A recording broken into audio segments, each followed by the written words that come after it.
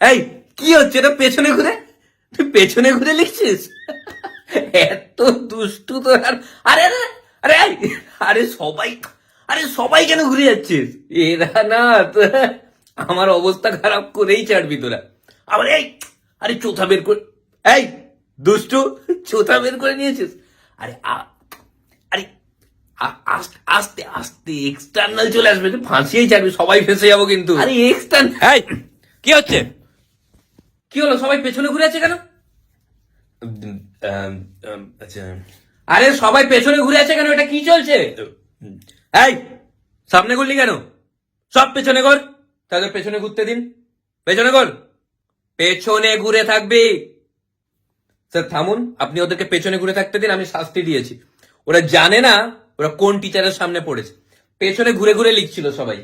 আমি বললাম যে তোরা পেছনে ঘুরবি তো, পেছনেই ঘুরে থাক, কোমর ভেঙে যাক, সামনে লিখতে দেবো না। লিখতেই দিচ্ছি না সামনে, কেন সামনেই ঘুরতে দিচ্ছি না। আবার সামনে ঘুরে চল, পেছনে ঘর। আচ্ছা তাহলে ও কেন সামনে ঘুরে লিখছিল?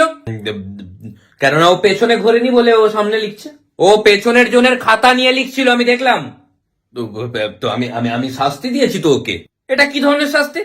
আরে পেছনের জনের শাস্তি, ও খাতা দিয়েছিল, আমি বললাম তুই যখন খাতাই দিয়েছিস তুই ওকে পুরোটাই খাতা দিয়ে দে, তোকে লিখতে হবে না, দে খাতা।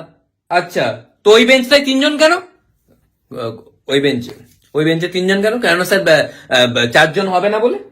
আরে প্রত্যেক বেঞ্চে দুজন, ওখানে তিনজন কেন? ও আচ্ছা, কেন স্যার ওখানে তিনজন কেন?